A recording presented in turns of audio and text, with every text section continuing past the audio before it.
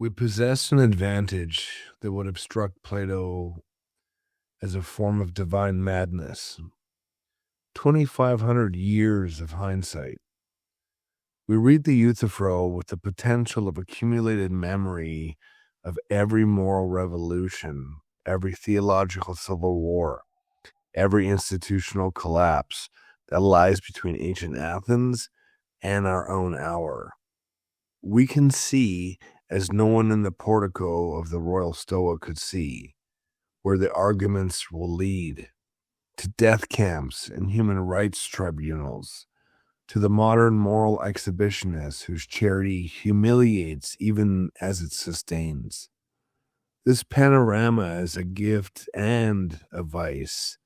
The gift is comprehension. We can detect patterns invisible to the participants back in ancient Greece. A man of property has detained a dependent killer on his own authority. The man has died before the state could arrive. A son has chosen to prosecute his father. What we must recover is what the moral compass of the late 5th century Athens would have registered, and what it would have failed to register when confronted with this chain of events. To perform this excavation, we need two unlikely collaborators. The first is Friedrich Nietzsche, not the Nietzsche who serves as a club for anti-democratic fantasy, but the Nietzsche who forced us to ask whether our moral reflexes are truly universal or merely the resentful sediment of a particular historical victory. The second is Baruch Spinoza, the most rigorous analyst of how religious performance consolidates power. Between them, we can begin to map the moral terrain in which Euthyphro strode with such terrifying confidence.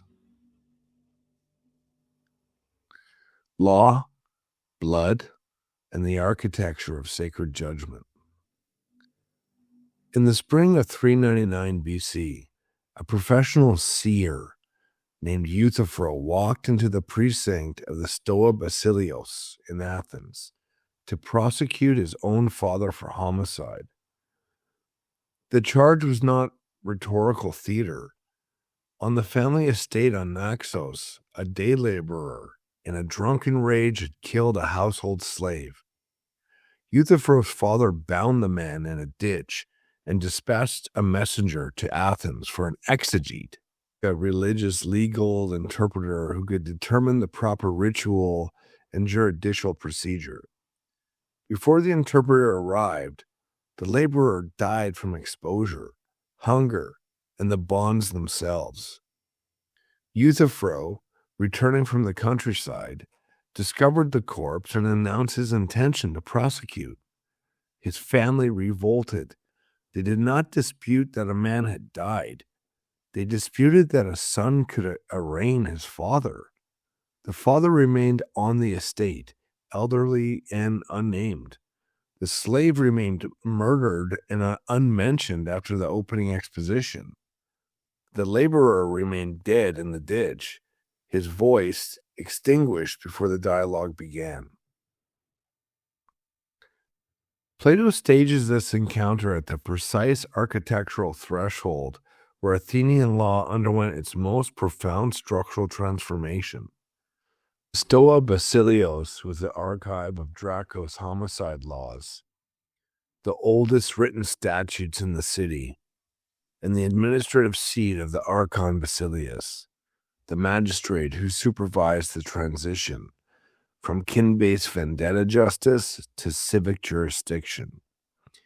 The building stood in the northwest corner of the agora, its portico sheltering the sacred calendar, the laws of blood, and the oaths that bound the city to its gods. Here the Archon received indictments for intentional homicide and referred them to that famous rock, the Areopagus, the council of elders that met on the hill of Ares. Here he received cases of unintentional homicide and referred them to the Palladium, a court name for Athena's protective image. Here he received cases of justifiable homicide and referred them to the Delphinium, the sanctuary of Apollo. And here he presided over trials for impiety, the charge of asabiae, that could carry the death penalty. The Stoa was therefore the architectural embodiment of the intersection between divine and human law. We have not yet explained why Socrates is standing in this portico at all. The Ion left us with a rhapsode stripped of his claim to knowledge and a city whose cultural authority rested on inspiration rather than reason. Now Plato tightens the stakes. Socrates is in the royal Stoa, not as a spectator, but as a defendant awaiting his preliminary hearing. A young politician named Miletus, backed by Anytus and Lycon, has indicted him for impiety, for corrupting the youth of Athens and introducing new gods while refusing to honor the old. The charge is capital, and the timing is not accidental. We must reconstruct the political theology of this exact moment if we are to understand why a definition of holiness became a matter of life and death. Athens had been shattered. The Peloponnesian War ended in 404 BC with the dismantling of her empire, the destruction of her walls, and the installation of the Spartan-backed oligarchy of the 30 Tyrants. For 8 months, the 30 conducted a campaign of terror, executions, property confiscations, the exile of democratic citizens. Among their leaders were Critias and Charmides, both former associates of Socrates. When the democracy was restored in 403 BC under a general amnesty, the city was already traumatized and paranoid. Its sacred rituals disrupted, its confidence in divine protection shaken. The restored demos was not merely enforcing religious conformity, it was re-sacralizing the city. Miletus' prosecution of Socrates was an act of civic refoundation, a declaration that the gods still watched over Athens and that impiety would be met with death. Socrates stands at the threshold of the Stoa Basileios because the city has decided that its survival depends on demonstrating that it knows what holiness is, even as it prepares to kill the man who asks what holiness means. When Socrates stands there awaiting his preliminary hearing for impiety, he stands at the exact point where the city asserts that its legal procedures are sanctioned by the gods. When Euthyphro arrives to prosecute his father for murder, he stands at the same point, claiming that his action is holy precisely because it enforces divine law against human kinship. To understand the force of this setting, we must recover the procedural mechanics of Athenian homicide law as reconstructed by the classicists Michael Gagarin, Douglas McDowell, and Stephen Todd. Draco's code, promulgated in the 7th century BC, has established a distinction between intentional and unintentional killing, but it had not severed vengeance from jurisdiction. The victim's family retained the right to prosecute, and the courts functioned as much to regulate the blood feud as to replace it. By the late 5th century, the state had progressively centralized prosecution, but the old structures lingered. The exegetes, whom Euthyphro's father summoned, was not merely a lawyer. He was a religious official who determined whether a killing was polluted, whether purification was required, and which court had jurisdiction. The father's act of binding the laborer and waiting for the exegetes was therefore a legally recognizable form of procedural caution. Euthyphro's prosecution asserts that This caution became criminal negligence. By waiting, the father allowed the laborer to die. But the father's hesitation also reveals the anxiety of a slave-owning society that knew its violence required legal sanction. The laborer's death from exposure, hunger, and bonds is a slow murder, and the father's waiting for an exegesis from Athens did not save him. Naxos was an Athenian clericy, a settlement abroad where Athenian citizens held land worked by non-citizens. The day laborer who died in the ditch was a dependent worker, possibly not an Athenian citizen bound by Euthyphro's father after killing a family slave. The legal status of the slave is crucial. In Athenian law, a slave was property, and his murder by a free laborer was an injury to the owner's household. But the slave's murder also initiated a chain of violence that exposed the household to ritual pollution, titled miasma, the contagion of blood guilt. Miasma was not a metaphor to the Greeks. It was a quasi-physical stain that spread through kinship and location, that could infect communal spaces and anger the gods, and that demanded cleansing through ritual and legal action.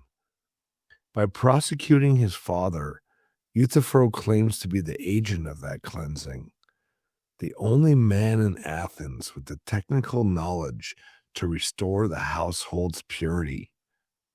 Yet his willingness to become that agent reveals a terrifying individualism. The self-proclaimed expert places his own understanding of divine law above familial loyalty, above social convention, above the very traditions that sustain the polis. What would a contemporary Athenian have made of the father's conduct? The question fractures along the lines of social status, legal development, and religious anxiety. The father was not lynching a man in uncontrolled fury. He was performing a recognizable form of procedural caution, an attempt to avoid compounding pollution with error. He immobilized the man and waited. That the waiting killed the man makes the case legally and morally bottomless. Is this homicide by neglect or a tragic miscalculation within a framework of legitimate authority?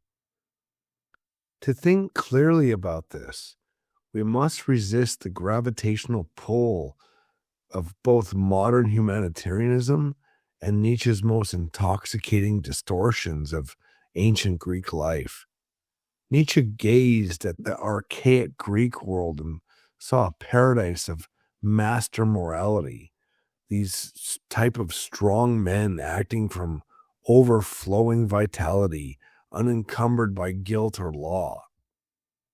In Beyond Good and Evil and the Genealogy of Morals, he conjured an image of the noble as a blonde beast, whose natural cruelty was a mark of health. But this was, as the classical historian Andrew S. Mazik has demonstrated, a philosophical fantasy. It is not enough to correct Nietzsche's fantasy. We must supply what it distorts. The Greek moral compass did not point toward unregulated domination, but toward a delicate equilibrium between individual honor and communal stability. Professor S. Mazik, in his studies of Athenian homicide law and ritualized nature of Greek competition, has shown that the agon, the contest that pervaded Greek life from the Olympic Games to the law courts, was never a lawless feat of power. It was a structured arena in which excellence won recognition only by conforming to sacred rules.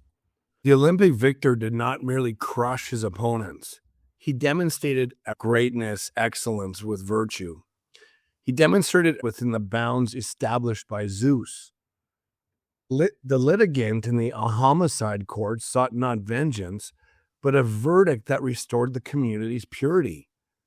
To be agathos, good, was to excel in the way the community could honor, and the community's honor was inseparable from the gods.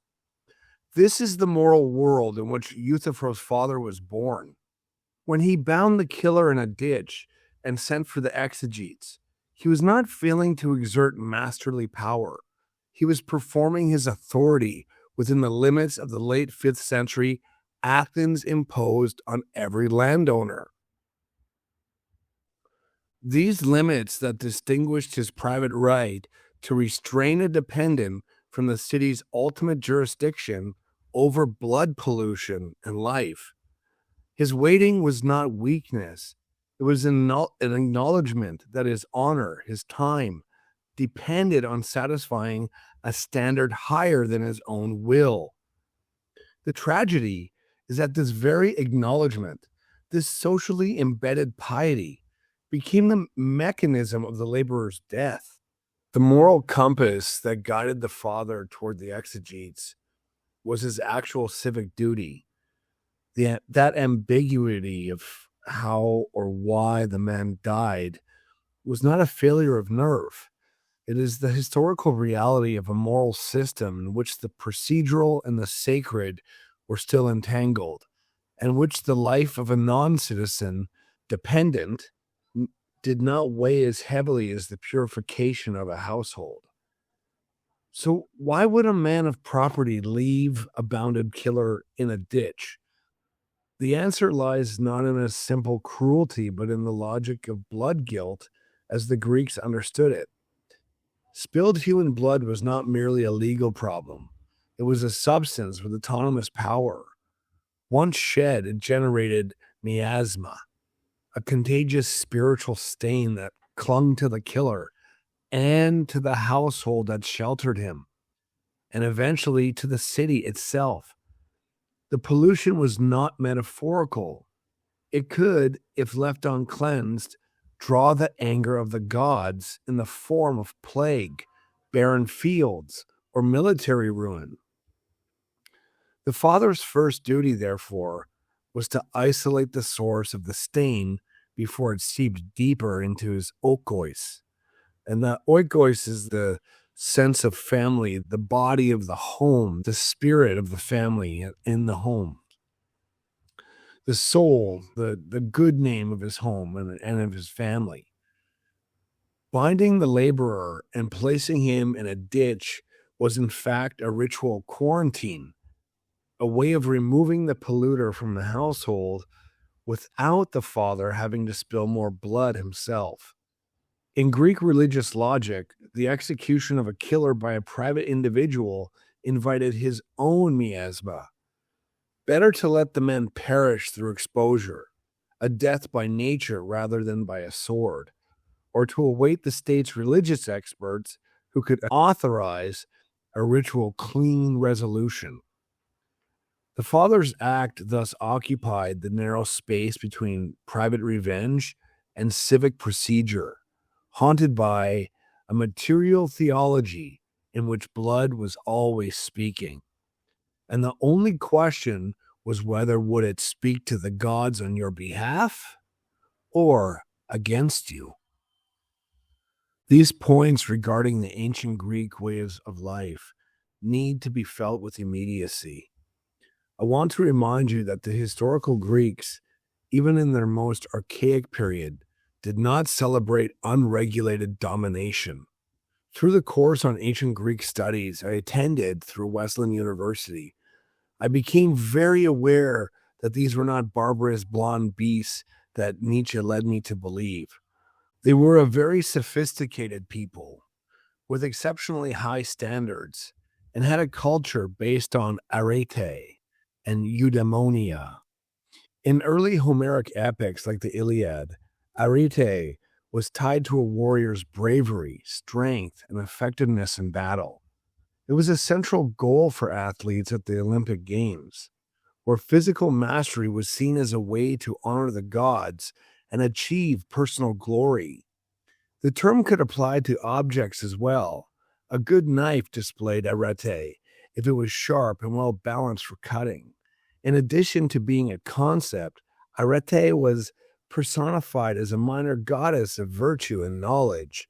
In a famous myth, she appeared to a young Hercules at a literal crossroads, offering him a life of struggle and labor that would lead to true glory, while her counterpart, Kakia, was vice, offered him an easy path of pleasure. Arete is also the name of the wise and powerful queen of the Phoenicians, whose favor Odysseus had to win to finally reach his home. Arete was the ultimate aim of Padia, the rigorous educational process used to train young boys into well-rounded men. Pursuing arete was considered essential for achieving eudaimonia, often translated as the human flourishing or true happiness.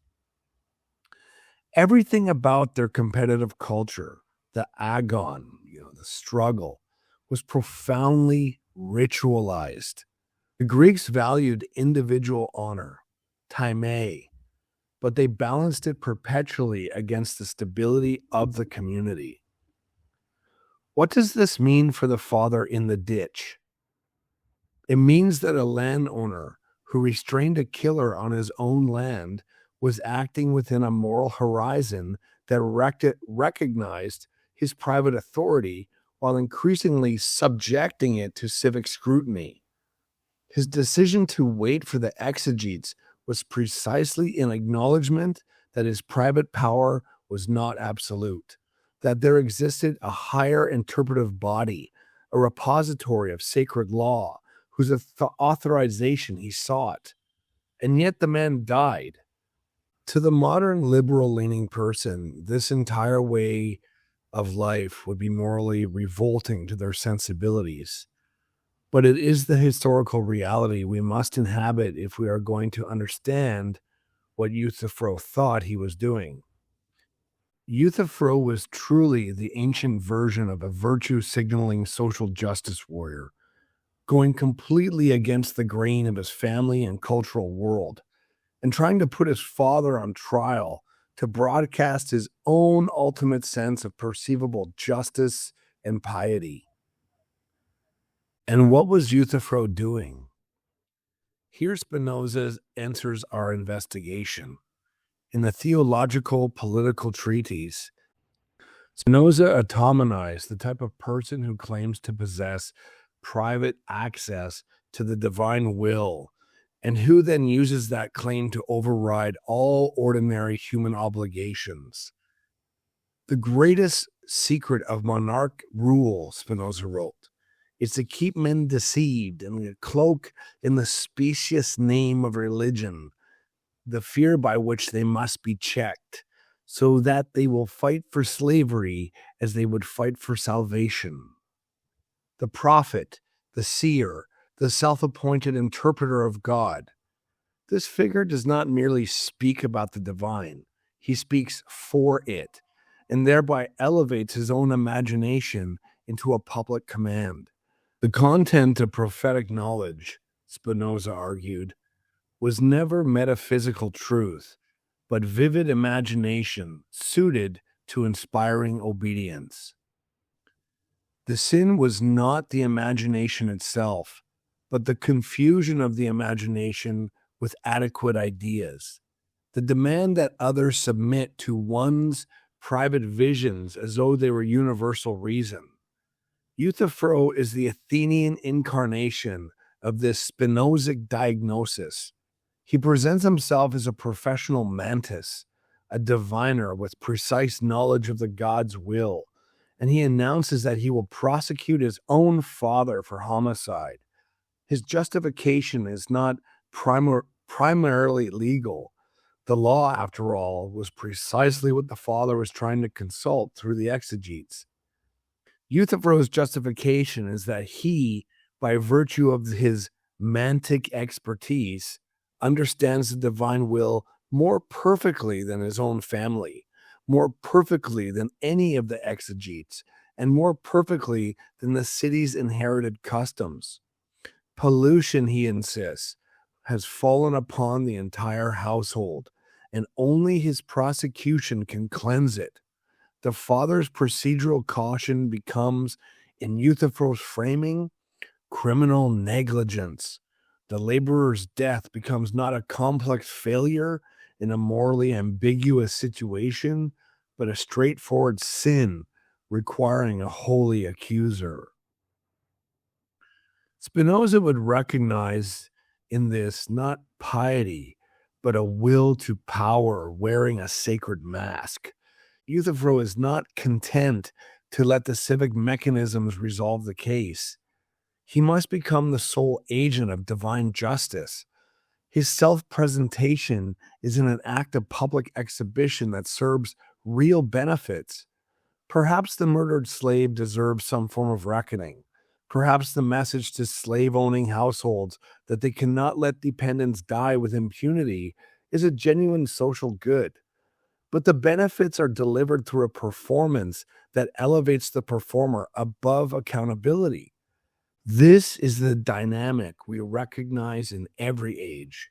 The practical outcome of the epistemic fraud coexist, and their coexistence is one of the permanent moral dilemmas of social life. But in 399 BC, at the threshold of the Stoa Basileios, the stakes were not reputation and social capital. They were life and death, civic order, and the justification of coercion in the name of the gods. The prologue then, the prologue then leaves us at the edge. We have not yet entered the portico. We have not yet heard Socrates ask his questions. We have established only this, that the action Euthyphro proposes to judge is not a simple murder, but a moral node saturated with the competing claims of private authority, ritual pollution, developing law, and the hierarchy of persons. And the man who proposes to judge it claims a knowledge that, if Spinoza is right, is not knowledge at all, but the dangerous confusion of imagination with universal mandate. We turn now to the threshold where law, blood, and the architecture of sacred judgment await. Section 2. The Encounter. A single narrative through the Stephanos text. The dialogue opens at 2a, with Socrates greeting Euthyphro outside the Stoa. Socrates explains that he has been indicted by Miletus and is waiting his preliminary hearing. Euthyphro expresses surprise and warns that the attack seems unjust. Then, with the casualness of a man discussing the weather, Euthyphro reveals that he is prosecuting his own father for murder. Socrates is astonished. Euthyphro details the case as we have already received it: the drunken laborer, the binding, the messenger, the death, and insists that the relationship to the victim does not matter. Only the justice of the act counts to Euthyphro. His family protests furiously, arguing that it is impious for a son to prosecute his father. Euthyphro dismisses them as ignorant of divine law. The dramatic irony is immediate and lethal. The man accused of impiety encounters the man who claims perfect piety, and Socrates immediately declares himself Euthyphro's eager pupil. At 4e, Euthyphro boasts of his precise knowledge of divine matters. Socrates declares his intention to become Euthyphro's pupil, so he can defend himself against Miletus. Then comes the philosophical demand that defines the dialogue. At 6d, Socrates states, "Bear in mind, then, that I did not bid you tell me one or two of the many pious actions, but that form itself that makes all pious actions pious." This is the first explicit statement in Western philosophy of the theory of forms in embryo. Socrates does not want examples. He wants the principle of unity. Euthyphro's first definition at 6e identifies the holy with what he is presently doing, prosecuting wrongdoers regardless of kinship. He cites the gods as precedent, Zeus binding Kronos, Kronos castrating Oranos. Socrates rejects this immediately as merely an example, not an essence. The mythic violence that Euthyphro cites as precedent becomes, under Socratic scrutiny, evidence that the gods are unfit moral models. The second definition arrives at 6e 7a. Euthyphro proposes that the holy is what is loved by the gods, the Theophils. Socrates introduces the problem of divine disagreement, the stasis among immortals. Since gods quarrel over justice, beauty, and goodness, the same action will be both loved and hated, holy and unholy. Euthyphro revises at 9e. The holy is what all the gods love.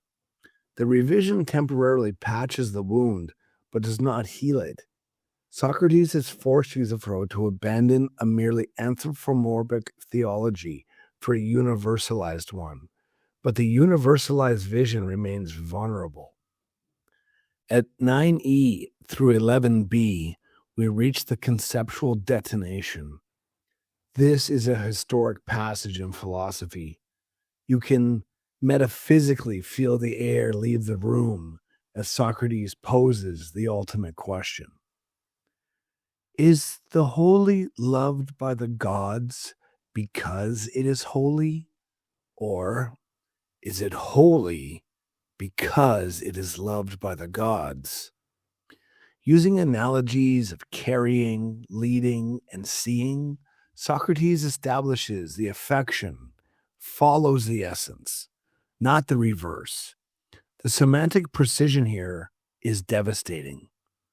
The word theophiles describes a passive condition, a pathos that befalls the holy, not the act of visa, the essence, substance, or being that constitutes it. Euthyphro is described an effect, not an essence. If holiness precedes divine love, then the gods are not its source, but merely its cheerleader.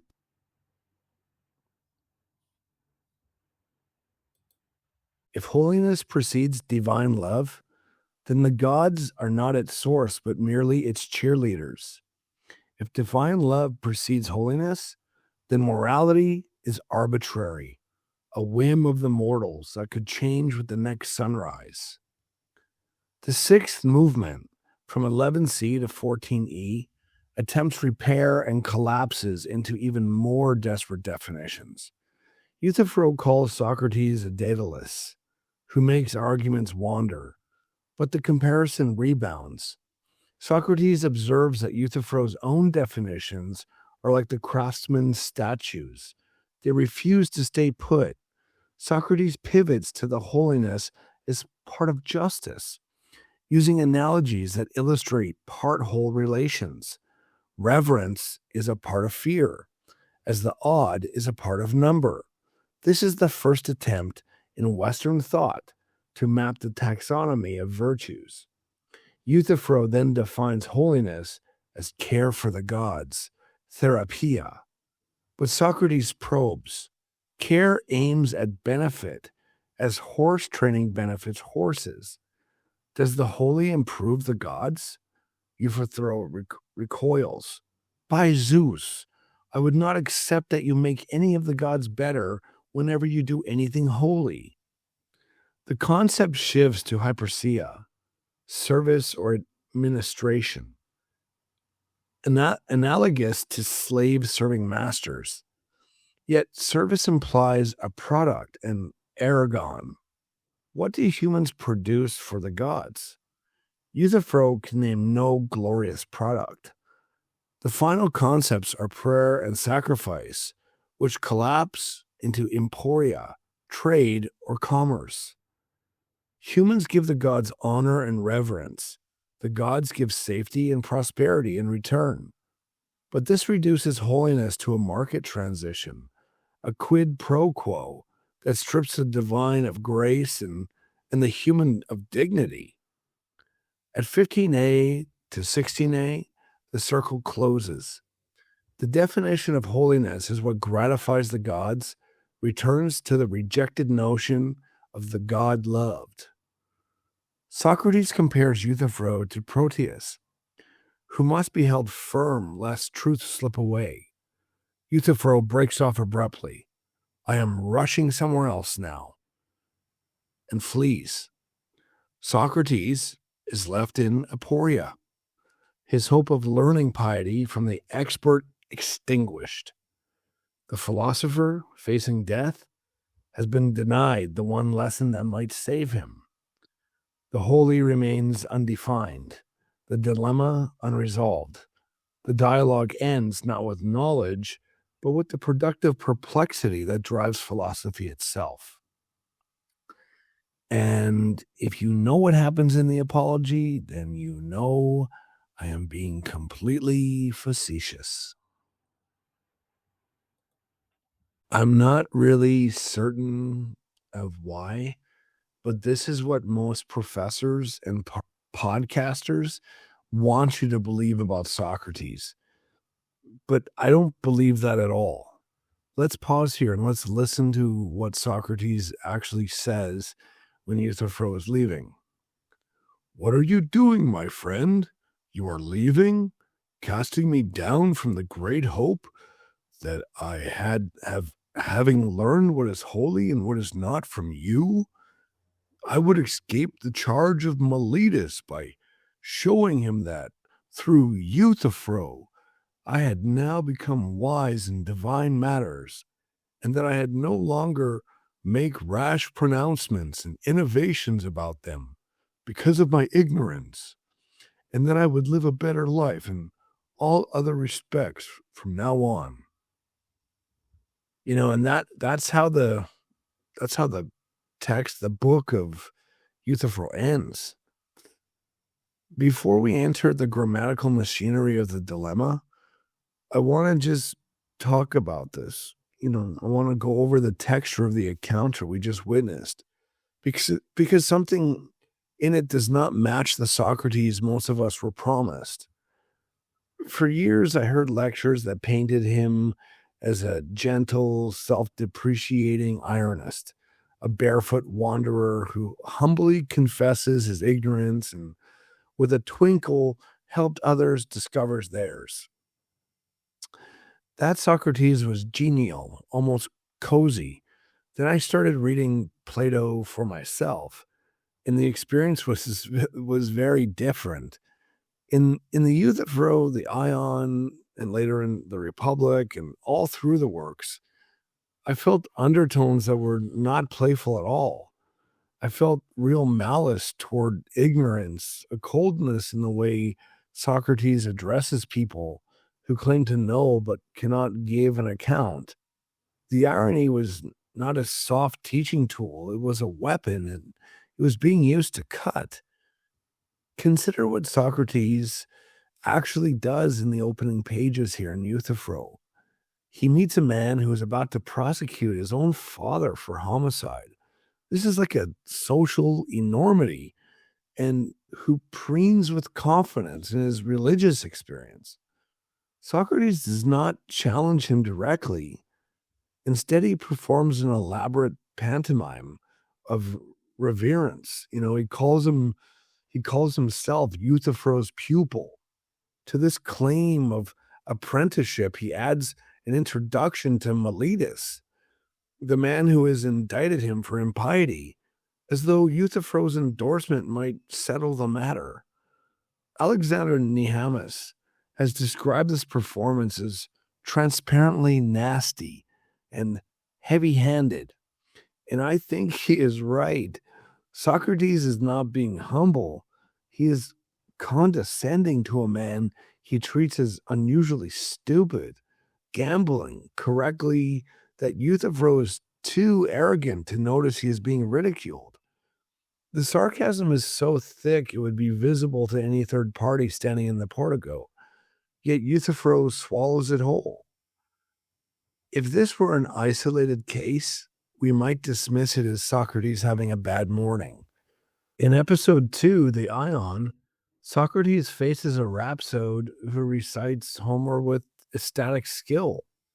He systematically strips Ion of any claim to knowledge, insisting that the performer is not an expert but a passive conduit, a magnetic ring, vibrating with divine force, a mindless vessel.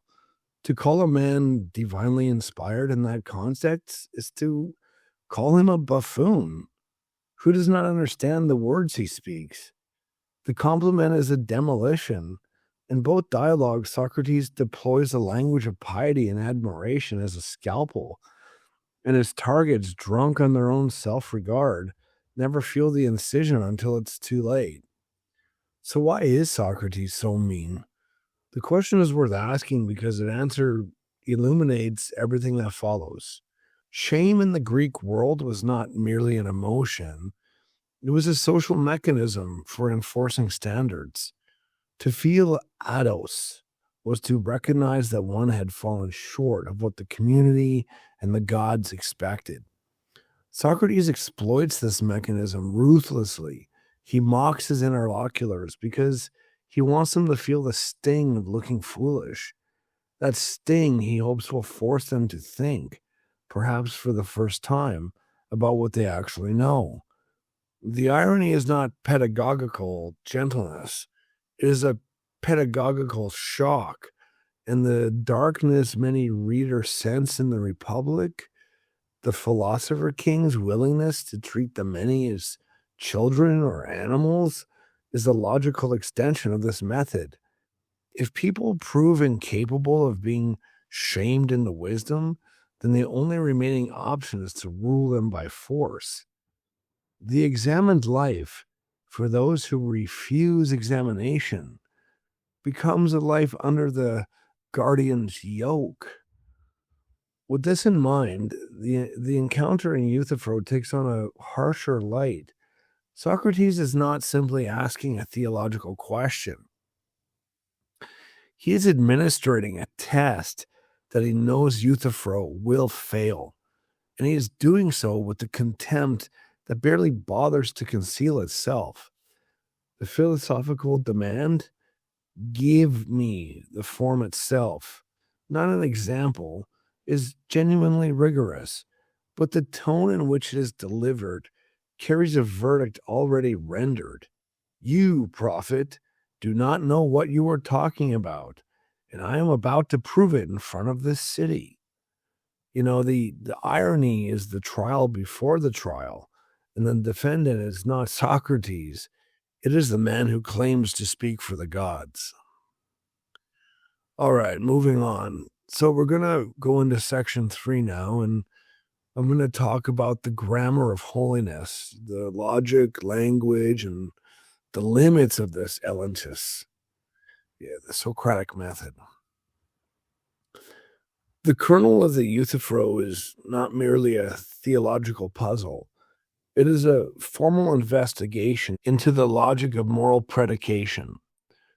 To grasp its force, we must reconstruct the argument at 9d through 11b with the precision that Richard Sharvey provided in his 1972 analysis. Euthyphro 9d 11b, Analysis and Definition in Plato. Sharvey demonstrated that Socrates' arguments turns on the distinction between a real definition and a nominal definition. A real definition states the essence or causal ground of a property. A nominal definition states the meaning of a name, often by reference to observable criteria. When Euthyphro proposes that the holy is what all the gods love, he offers a nominal definition. He tells us what holy means by reference to divine attitudes. Socrates rejects this because it fails to state the real definition. the causal or explanatory ground of holiness. The analogies at 10c11b establish a logical priority. The object possesses its property before the relational predicate applies to it. A thing is carried because it is carryable. It is not carryable because it is carried. A thing is seen because it is visible. It is not visible because it is seen. Transposed to the theological case, the holy is loved because it is holy. It is not holy because it is loved. The God's love is a response to a pre-existing property, not the constitutive cause of that property. The reconstruction reveals the Euthyphro as Plato's first philosophy of language. Socrates is testing whether moral predicates refer to objective properties or to subjective attitudes. The demand for eidos is a demand for semantic stability. If holiness is whatever the gods happen to love, then the extension of the term varies with divine mood, and the moral discourse loses its objectivity. If holiness is independent of divine love, then the gods are not the source of morality, but its recognizers. Yet the logical structure is more fragile than celebratory readings admit. Peter Gish, in his analysis of the dilemma, introduced a crucial distinction between attributive and predicative adjectives. Red is predicative. If something is a red house, it is red. Good is attributive. If something is a good house, it is not necessarily good in any absolute sense. It is good qua house. Guest suggested that holy may function attributively. What the gods love is holy qua God loved. But this does not entail that it possesses an independent property called holiness. If Gesh is right, Socrates may be guilty of an equivocation, sliding between holy as an independent property and holy as a relational property without establishing that these must be distinct. The dilemma's force depends on treating holy as a predicative adjective, naming a natural property. If holiness is irreducibly attributive, if it means nothing more than approved by the divine, then the dilemma dissolves.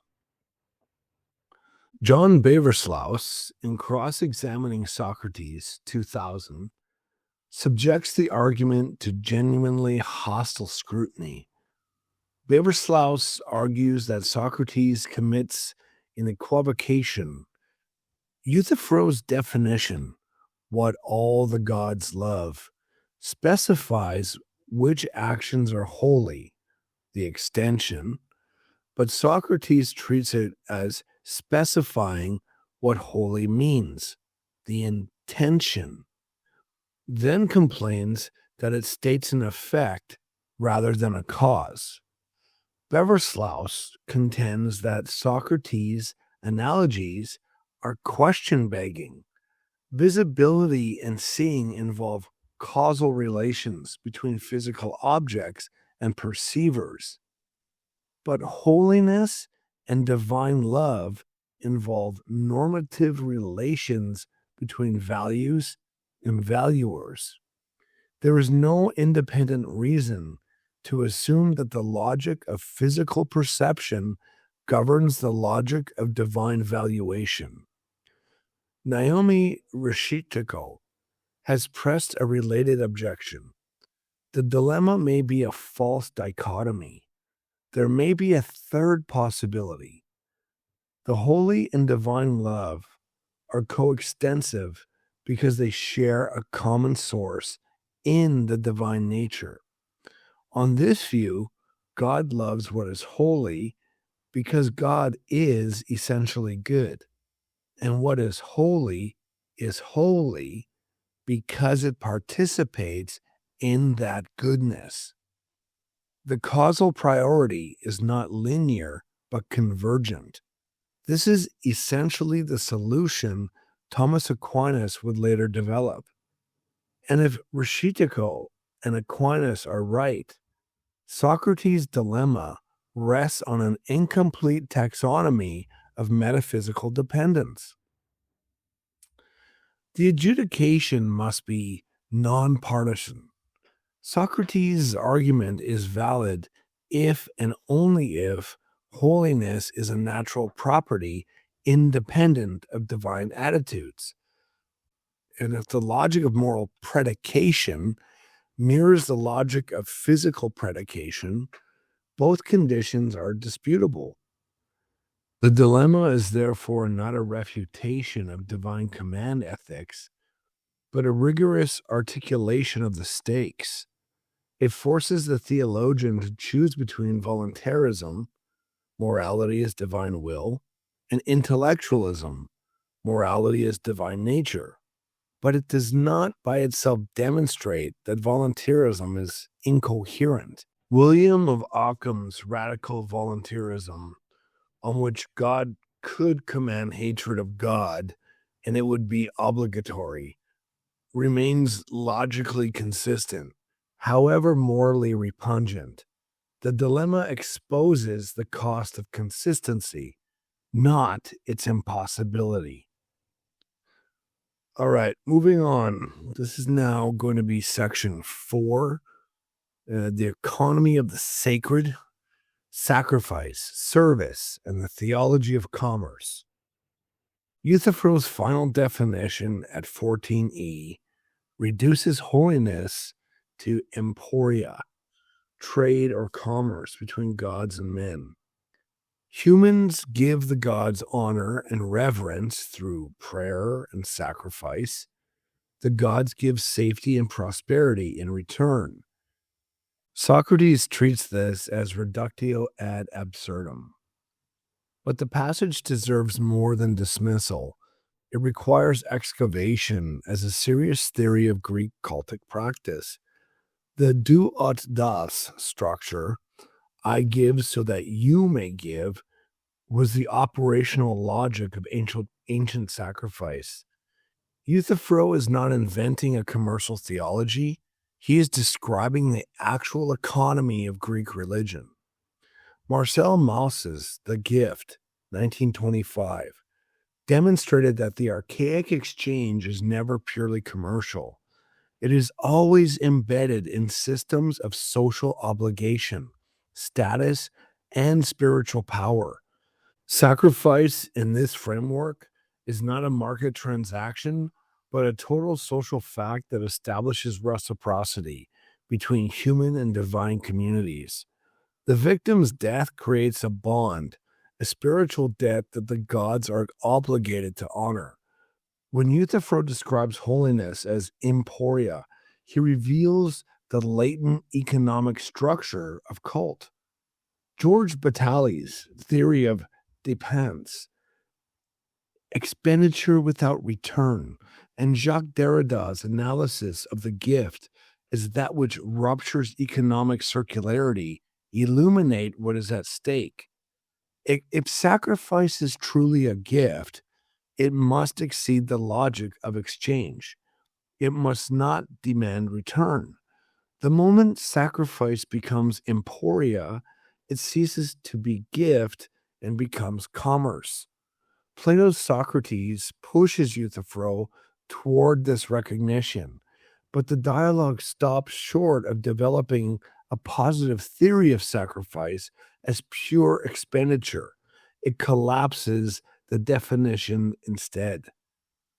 We have already seen how Euthyphro's prosecution functions as a will to power wearing a sacred mask. Now we must see that it also functions as a sacrifice in the economic logic of Greek cult. At this portico, where sacred law and civic violence converge, Euthyphro's prosecution becomes a cultic transaction. He offers up his filial bond, that's the family love, the love of his father, the bond, to the city in exchange for ritual purification. The father becomes the victim, the laborer's death the occasion, and Euthyphro the priest who performs the killing of kinship for the sake of civic holiness. His inability to define the holiness he performs exposes the emptiness of the transaction. He knows the ritual, but not the meaning, the price, but not the value.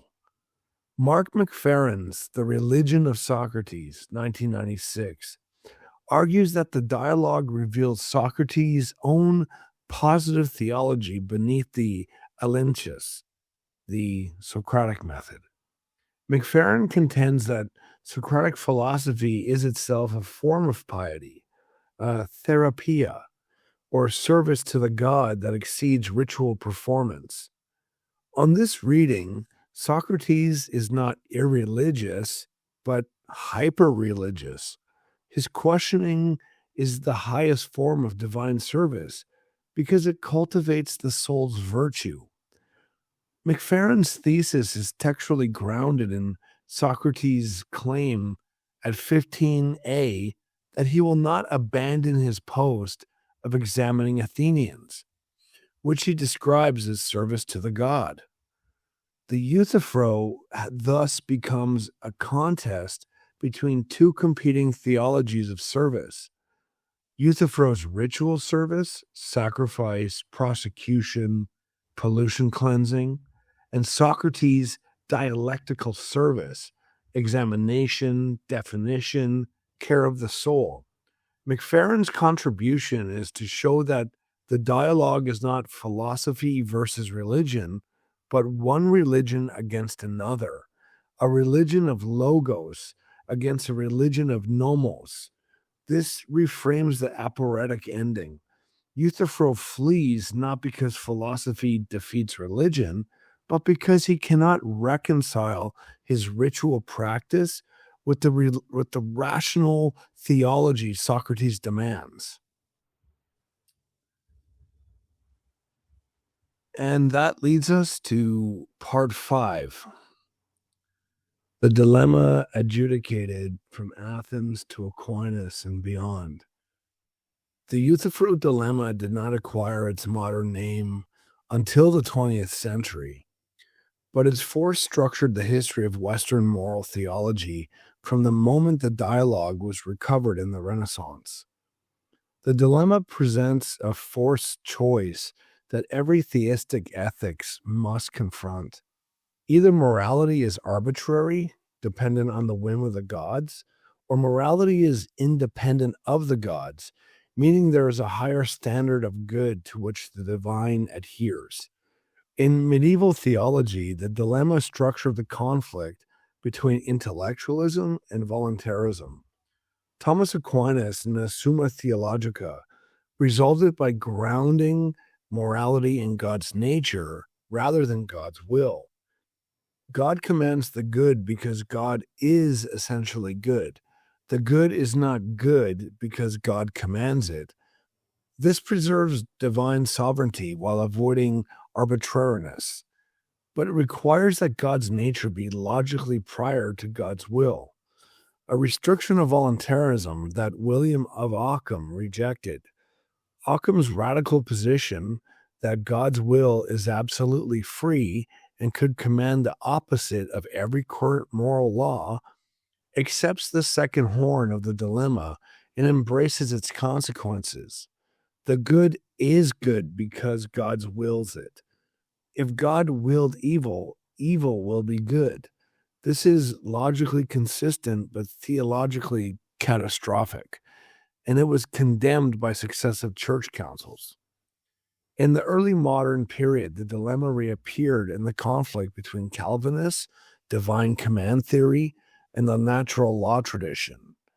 John Calvin grounded moral obligation in divine decree. Hugo Grotius and the natural lawyers sought a atamsi daremos, a morality that would hold even if God did not exist. Grotius's de jure balia hypothesis argued that the principles of justice are knowable by natural reason, independently of revelation. This was a direct secularization of the Euthyphro's first horn. Morality does not need the gods. Here the thread we first picked up in the prologue returns. Spinoza, having diagnosed the political mechanics of religious deception in the theological political treatise, proceeded in the ethics to dissolve the dilemma entirely by identifying God with nature. If God is not a person who wills, but the necessary structure of existence itself, then the question, does God will the good because it is good, or is it good because God wills it? That whole entire idea loses its purchase. There is no divine will distinct from the nature of things. The dilemma collapses into a pantheistic determinism. The Spinoza of the treatise showed us how religious language is used to consolidate power. The Spinoza of the ethics showed us that once we stop thinking of God as a legislator, the Euthyphro's forced choice simply evaporates. The Enlightenment transformed the dilemma into the problem of moral autonomy. Kant's groundwork of the metaphysics of morals explicitly echoes the Euthyphro when it grounds morality in the categorical imperative rather than the divine command. For Kant, autonomy is the capacity of reason to legislate for itself. Heteronomy, whether through divine will or empirical inclination, is the source of all moral error. The Euthyphro's first horn, morality independent of the gods, becomes Kant's critical morality. Yet Kant does not reject the divine, he transposes it. The moral law within us takes on the majesty that theology has attributed to God. The dilemma is thus internalized. I've actually written a paper on this I'm looking forward to sharing to the future. The question is no longer whether the gods command the good, but whether reason commands itself. The 19th century produced the most dramatic and ambivalent responses.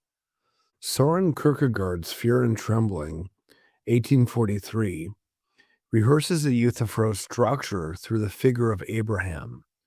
Abraham's willingness to sacrifice Isaac is the teleological suspension of the ethical, a moment where divine command overrides moral law.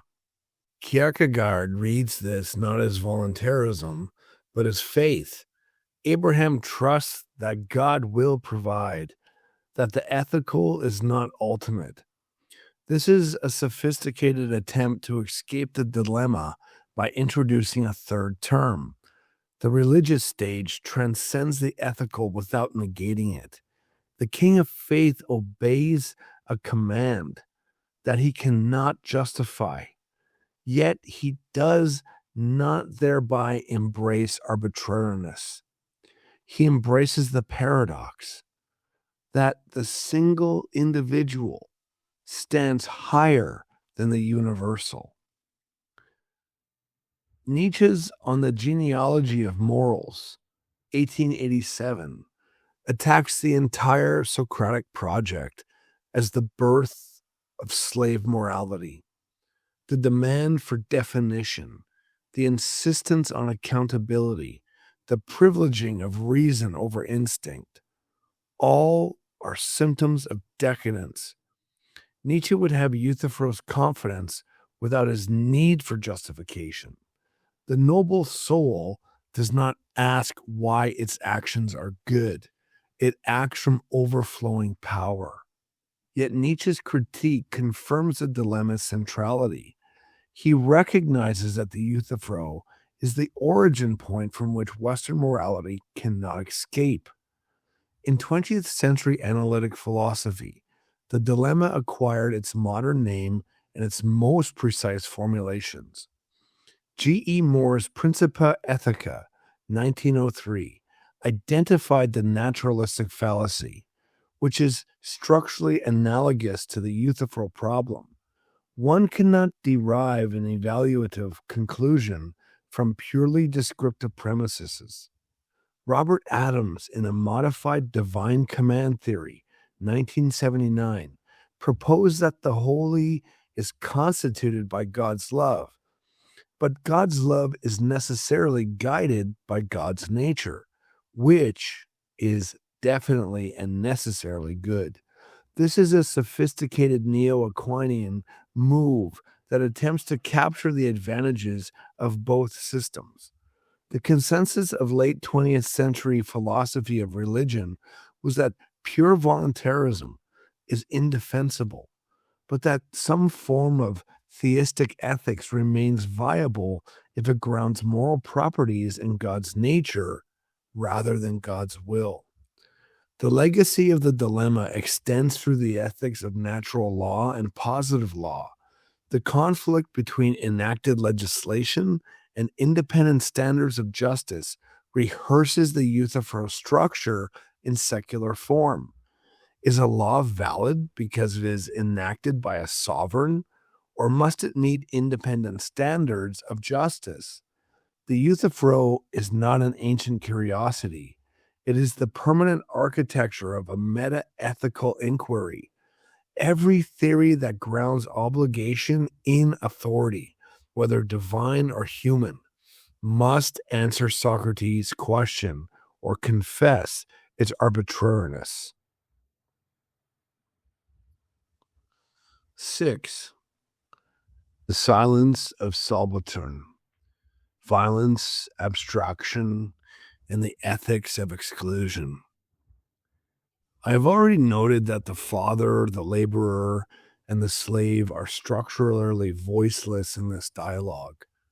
Now we must ask what this silencing means. Emmanuel Levinas's Ethics of Alterity would read that the Euthyphro is the fundamental failure of ontology. Philosophy thematizes the other, reducing the face of the victim to a concept, a category, a definition. The slave becomes a household slave, okitos. The laborer becomes a day laborer, thetis. A father becomes my father. They are instances of roles, not irreducible persons who command ethical response. For Levinas, the face of the other breaks through conceptual totality. It calls me to responsibility before I can thematize it. The Euthyphro enacts the opposite. The victims are thematized from the outset, absorbed into the logic of definition and thereby silenced.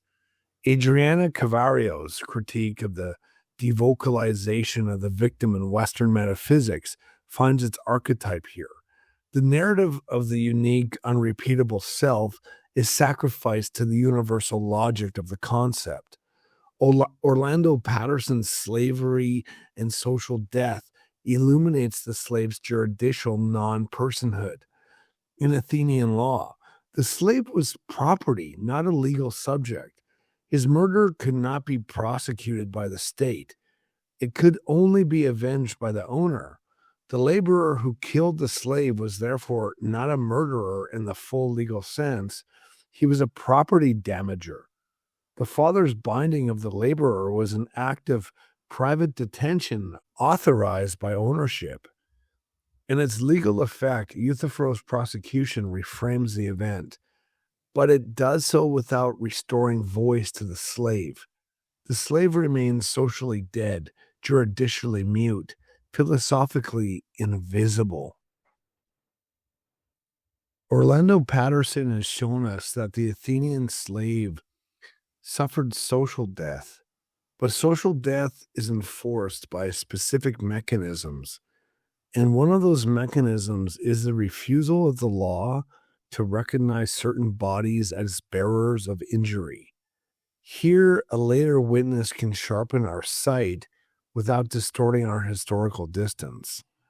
Franz Fanon, working in the context of colonial Algeria, described what he called the thingification of the colonized subject, the systemic denial through legal and linguistic structures of the subject's capacity to be a victim in the eyes of the law. For Fanon, the colonized person is not merely oppressed, he is rendered non existent as a juridical person. His death is not murder, it is an incident. His speech is not testimony, it's noise. The colonial legal order, Fanon argued, does not merely punish the native, it is preemptively excludes him from the community of those whose suffering demands public reckoning. The Athenian slave occupied a structurally analogous position. His murder in the eyes of Athenian homicide law was not phonos, the killing of a human being that triggered pollution and demanded purification or prosecution. It was property damage. The law did not merely treat him as less than a citizen, it treated his death as an injury to his owner, not as an offense against the civic order or the gods.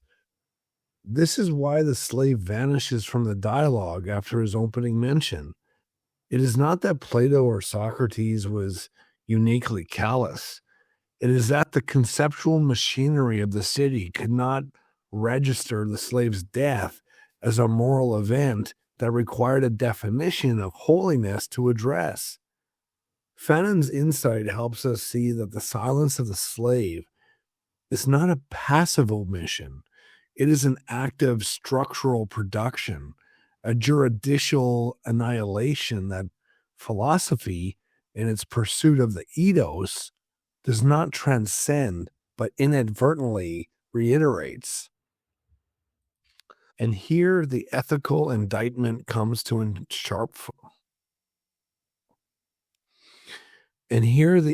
indictment comes into sharp focus.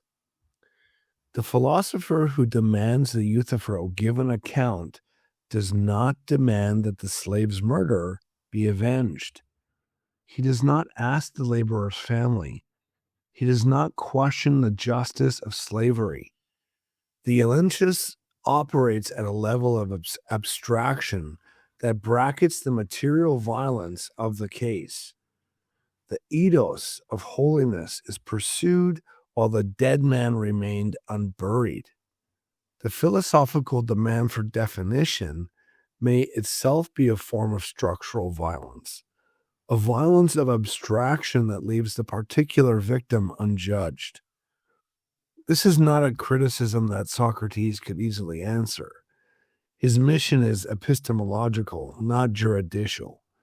He seeks the form of holiness, not the judgment of the case. But the dialogue's form implicates him nonetheless.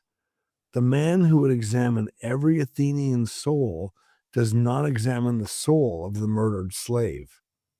The man who would prosecute his father for allowing a laborer to die does not mention the slave whose death began the chain. The Euthyphro is therefore not merely a dialogue about the definition of holiness, it is a dialogue about who gets to speak in the court of philosophy and who is condemned to silence. And this is exactly what I talked about when I spoke about the historicism of this book, of this text. Like, we're 2,500 years away from this. So we have 25 years of history to look at and see how different life was. Section 7. The Aparatic Legacy, What Remains Unsolved. Plato's later dialogues will attempt answers. The Republic will locate moral authority in the philosopher king's knowledge of the good. The laws will regulate religion with rational legislation. The Phaedrus will rehabilitate divine madness as a gift. But the Euthyphro does not answer. It performs the question, and in that performance, it transforms the death of Socrates from a political tragedy into a philosophical origin myth. The moment when reason first demanded that the gods themselves give an account. The dialogue's canonical significance lies in its refusal to resolve. It leaves the question hanging, forcing every later thinker, Aquinas, Occam, Calvin, Kant, Kierkegaard, Nietzsche, Adams, Quinn, to choose or to synthesize. The seer who flees is the archetype of every moral agent who acts from the conviction without comprehension. The philosopher who remains in the portico, asking questions without answers, is the archetype of the examined life. We began this investigation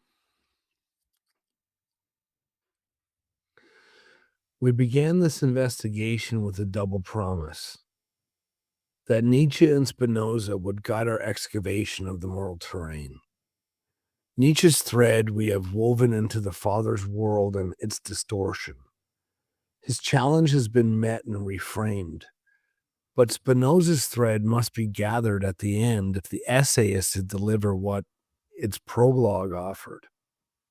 Spinoza in the Ethics proposed that the only true freedom from the tyrannies of prophetic authority and the terrors of an arbitrary divine will is the intellectual love of God, amor de intellectualis, which is nothing other than the understanding of the necessary causal order of nature. If God is nature, then there is no hidden divine will to interpret, no secret access to sell, and no justification for the coercion of others in the name of a private revelation. The holy, under this description, is not a command to be obeyed, but a perfection to be understood. The perfection of the whole of which we are finite modes. The prophet who claims to speak for God is exposed not as impious, but as superfluous. The philosopher who seeks adequate ideas is engaged in the highest form of worship, one that requires no temple, no sacrifice, and no persecution of one's father. And so the portico of the Royal Stoa becomes a test case for a question larger than the Euthyphro itself. Can a political community survive if it accepts the gods do not speak, that holiness has no legislator, and that moral authority rests on nothing more and nothing less than the human capacity to reason about the nature of things? Spinoza thought a democracy of free individuals could survive, provided it organized itself around the pursuit of understanding rather than the performance of piety. The flight of Euthyphro suggests that the 5th century Athens could not. The indictment of Socrates confirms that it would kill the man who tried to show it another way. The gods, if they exist, have not spoken. But Spinoza whispered an answer across the centuries. The holy is not a command. The holy is the whole, understood. And the examined life is the only piety worthy of a free mind. The 2,500-year span of history, of moral catastrophe, from the Inquisition to totalitarianism, is the history of men who knew they were right and could not say why. The Euthyphro's aphoretic ending is therefore not a failure, but a warning. Euthyphro prosecutes his father with absolute confidence and no definition. The dialogue that records his flight is itself a work of merciless techne, forcing us to see the cost of certainty without comprehension. The gods, if they exist, have not spoken. And the question, whether the holy is loved because it is holy, or holy because it is loved, remains the unresolved foundation upon which every subsequent moral philosophy must build or betray.